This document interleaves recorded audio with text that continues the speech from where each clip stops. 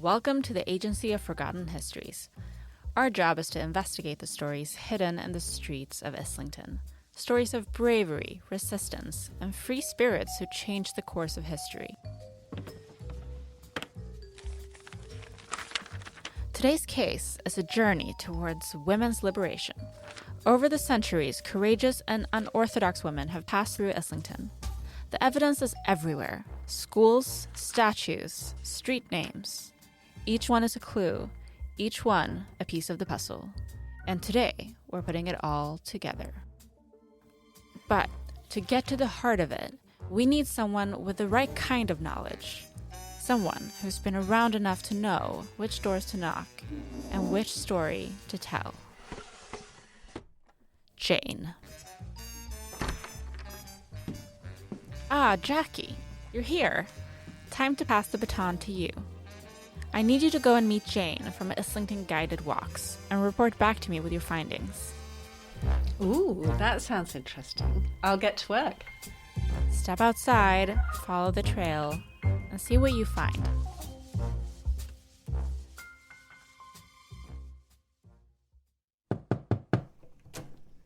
Hello, Jane. I've got a new case from the agency. We need to find out about the amazing women from Islington who changed history. Well, you've come to the right person. To really understand Islington, you'll need to walk its streets. That's what we do at Islington Guided Walks. We tell the stories that bring history to life. You could start in the Shakespearean era. You'll discover a story of how the boundaries of convention were pushed to leave a remarkable legacy. And I'm thinking you could look at the life of Mary Wollstonecraft. She was, in effect, the mother of the first wave of feminism. And you shouldn't miss out the site of Holloway Prison. That's where the suffragette story really comes to life. How about I send you to Alan? He knows all about another remarkable Islington lady, Dame Alice Owen.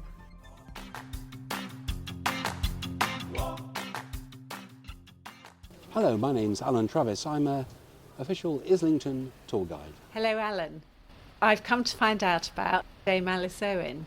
I know she was alive in Shakespearean times. We're standing outside a sixth form college in Islington. Could you tell me how this area would have looked when she was alive? Well, this would be mostly fields. A junction at the Angel would have been a major feature even by the 1540s, 1560s, as it would be the first major coaching stop from the city going north. This area where we're standing at the moment was known as Finsbury Fields, and it was used for raising cows. It was also used for archery practice. Cow would have been standing here because at the time Islington was the dairy of London, and a lot of dairy farms all the way along Upper Street. And walking through here was the daughter of a local innkeeper and landowner called Alice Wilkes.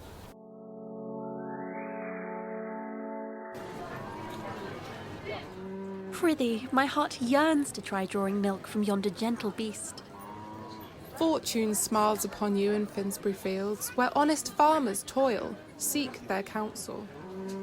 Good sir, I pray thee, might I draw sweet milk from this fair creature? Aye, gentle lady, 'tis a simple task. Here, rest on this wooden perch, and take the tender teat within thy grasp.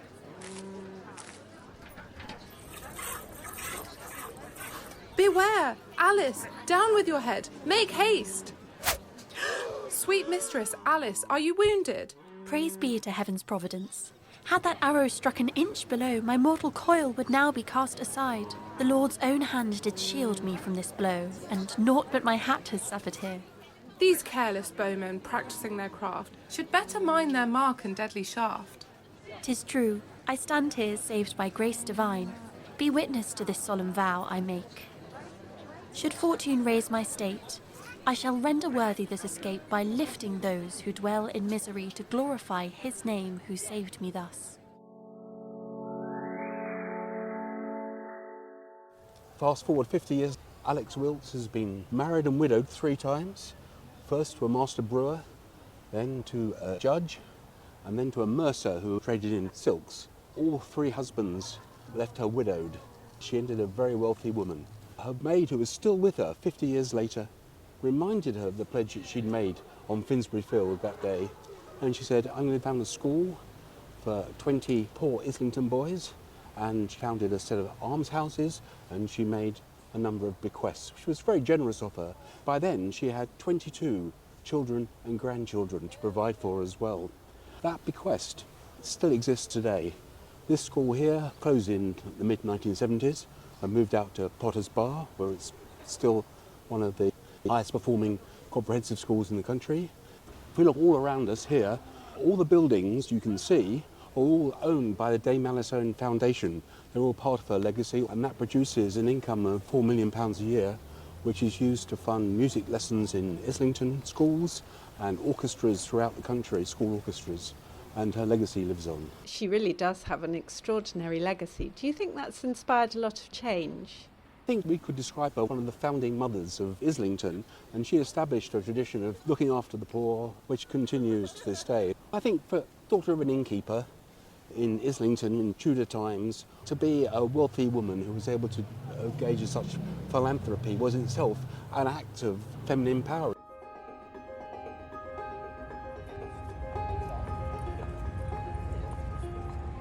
Now we've moved from the Sixth Form College down St John's Street to the Dame Alice Owen pub in Islington. Tell me why you've brought me here. There's a story behind every building. Dame Alice was daughter of an innkeeper, so it's fitting that she now has a modern day pub named after her. Also, her first husband was a master brewer, Sir Thomas Owen, who she took her name from, and her title of damehood.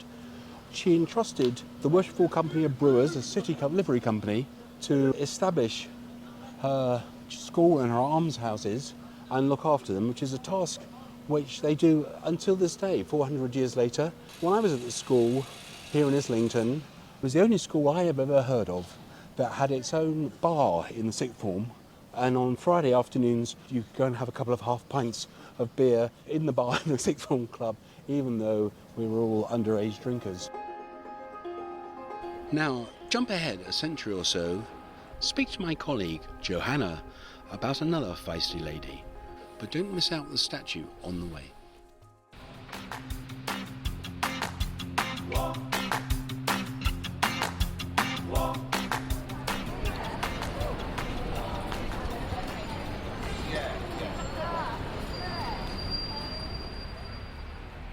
Goodness, look at that statue. That's weird. What is it? That celebrates Mary Wollstonecraft. She's such a cool woman. You know, they call her the mother of feminism. I never have guessed that from a statue. It's quite different. I'd love to know more about her.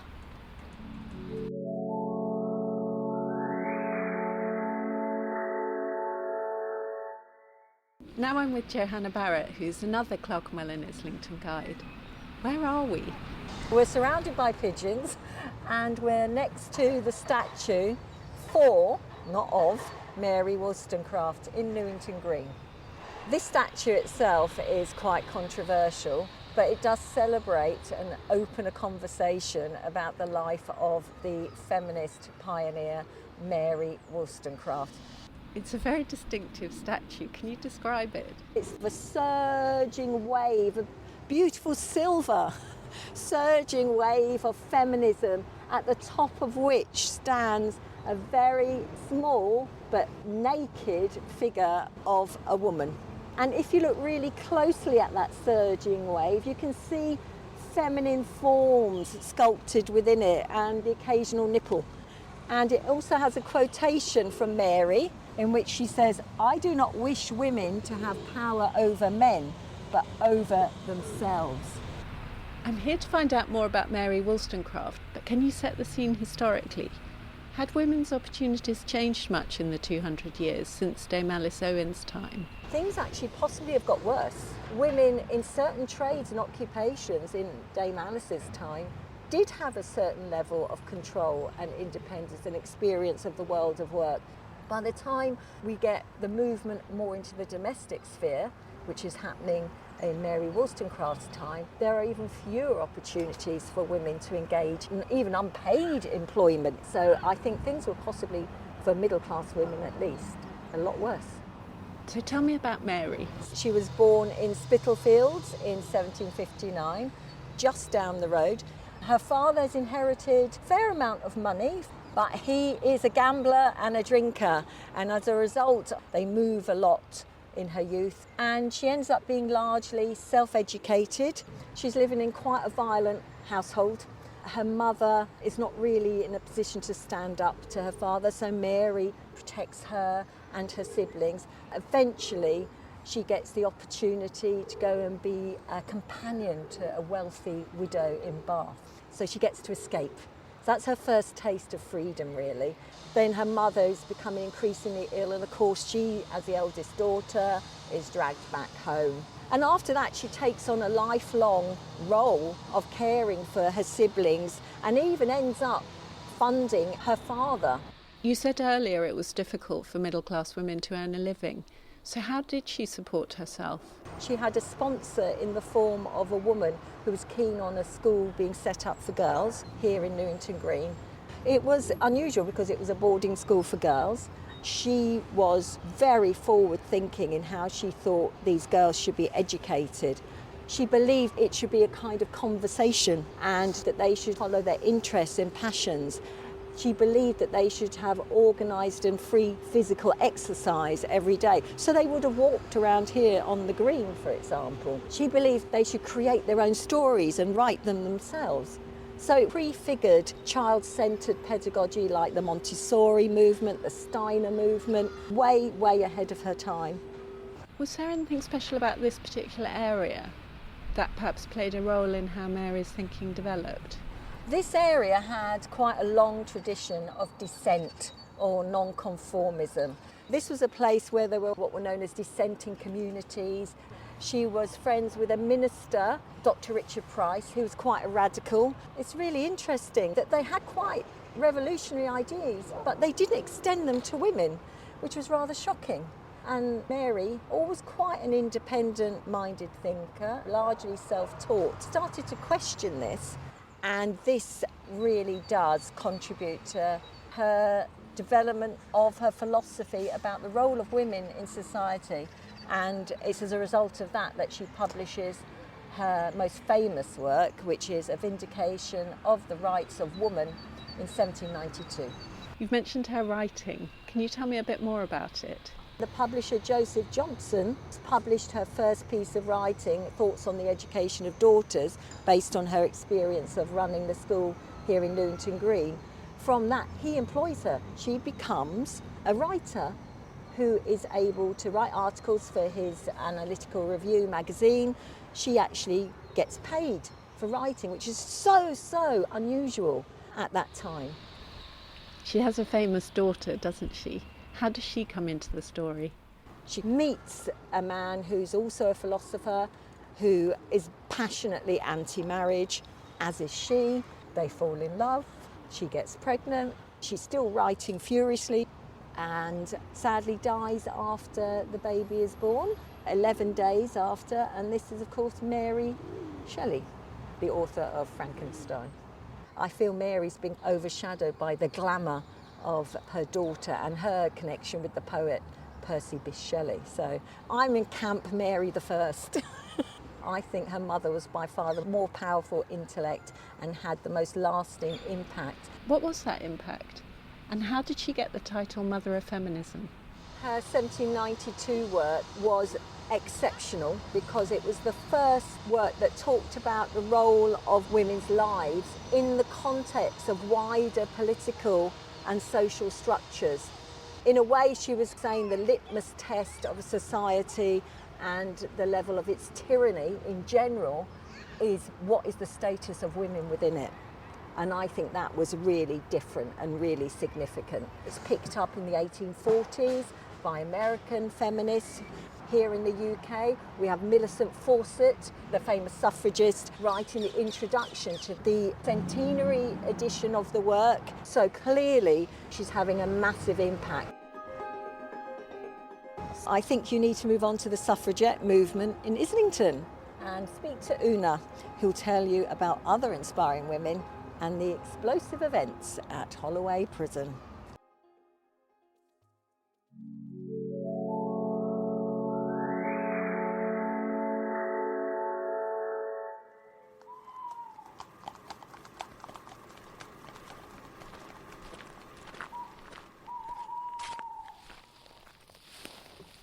Are you sure you want to do this? It's so close to Christmas. I'm prepared to miss a Christmas at home to support our sisters, forcing the men in power to hear our campaign for women's rights. They failed us in January when they abandoned the bill that would have given us the vote. You're right. If it takes blowing up the walls of this notorious prison to get equality, this is what we must do. Let's lay the fuse and find a safe spot. Here's to the empowerment of women!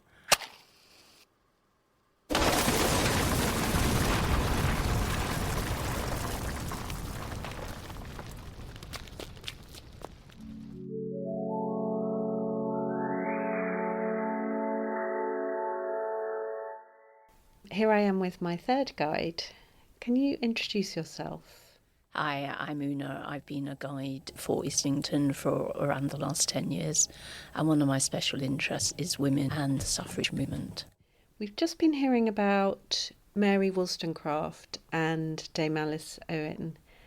How does their story feed into this next stage that you're going to tell us about? Well, I think they really set the scene. In the 19th century, we see a groundswell of support for women to emancipate themselves. So married women get the right to own their own property.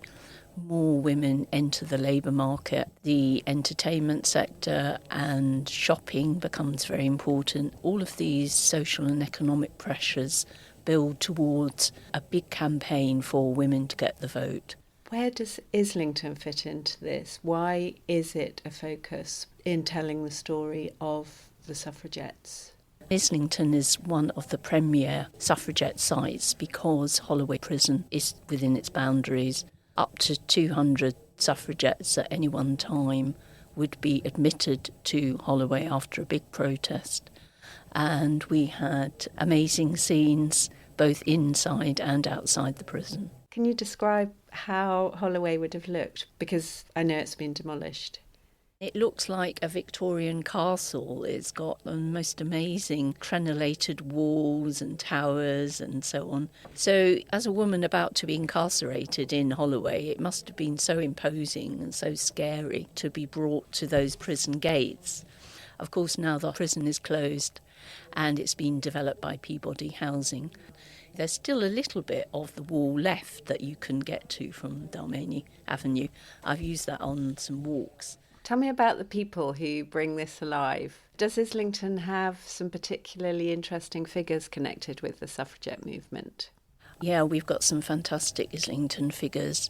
There's a woman called Edith Garrard who lived in Thornhill Square, and she set up self-defence classes for suffragettes who were being harassed by the police on their demonstrations and direct actions.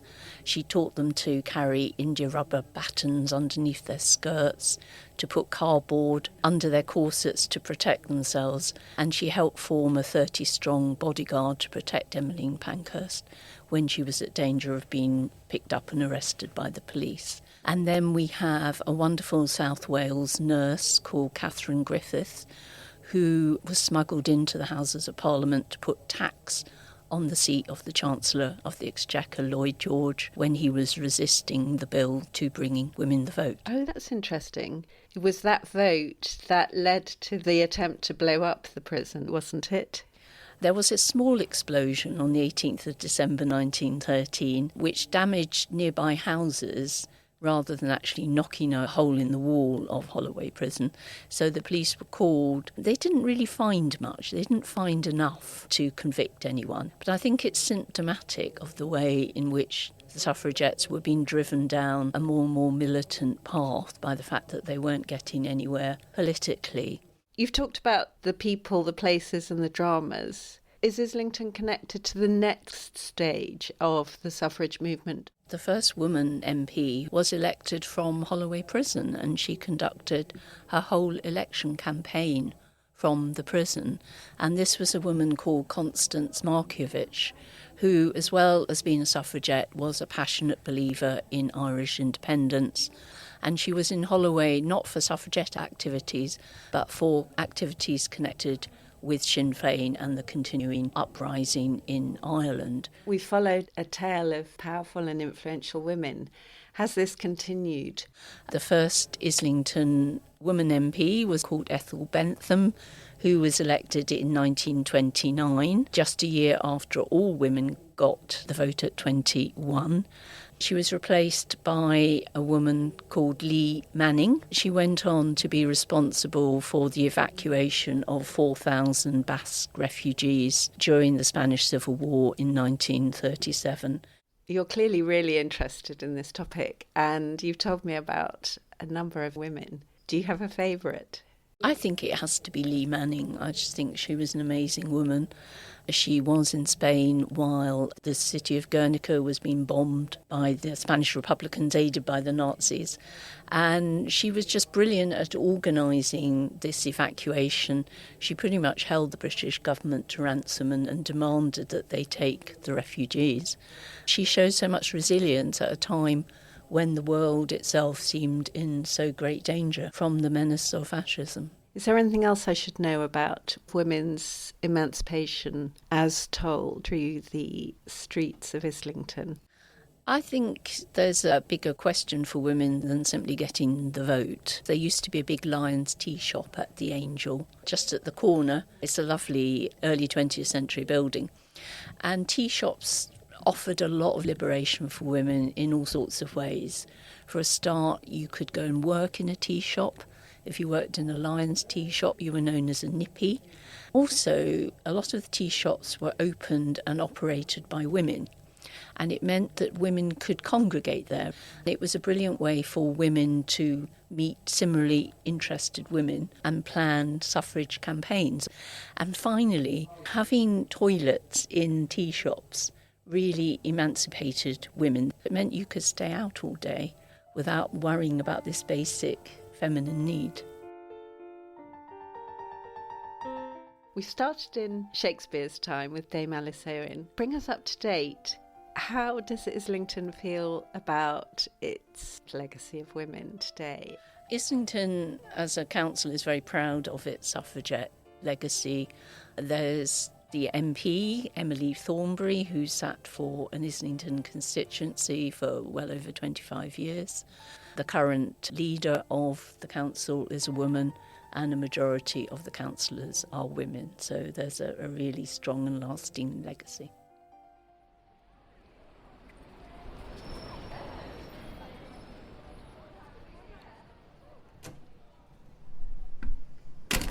I'm back. I've dug out loads of clues and stories about the amazing women of this area. Oh, I'm pleased to hear that you found out so much information, but you do know there's many more walks that you can go on with our guides. You can book a tour or find out more information on our website at islingtonguidedwalks.com. I'll be sure to include that in my write-up.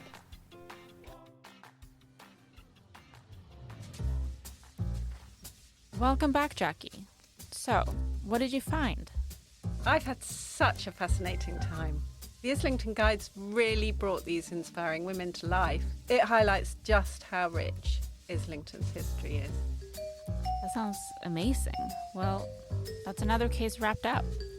Another story from the streets of Islington brought to light. I'll want to report on my desk by tomorrow. Last thing? Yeah, that's no problem. I'll get onto it right away.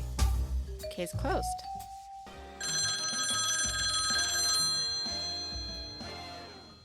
Oh. You've reached the Agency of Forgotten Histories. How can we help you?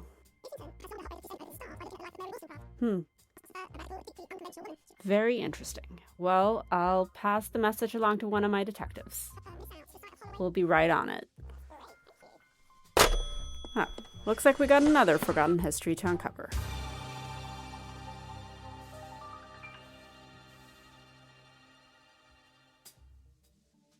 This has been the Agency of Forgotten Histories, presented by Islington Guided Walks and City St George's, University of London. Thanks for listening, and check out the show notes in your podcast player for links. The executive producer was Sandy Waugh, with thanks to Jane Parker and the tour guides at Islington Guided Walks.